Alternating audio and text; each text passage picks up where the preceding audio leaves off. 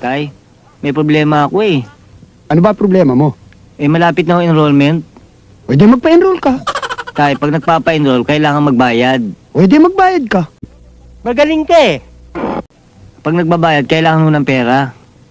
Ayan ang wala ako. Pwede ba ilayo mo sa akin to? Ayoko makita ito. Maita ulo ko. Tay, pag hindi ako nakapagbayad, hindi ako makakapag-aral. E di huwag ka mag-aral. Mga abnormal to. Problema ba yun?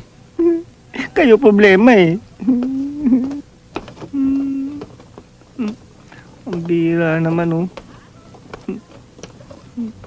Oh, ano na naman ba yung narinig kong diskusyon ninyo ng tatay mo? Lola, malapit na ang enrollment eh. Oh, di mag-enroll ka. Pag nagpapa-enroll, kailangan magbayad. Di magbayad ka. Pag magbabayad ho, kailangan ng pera. Wala rin akong pera. Pag walang pera, hindi ako makakapag-aral. Huwag ka mag-aral.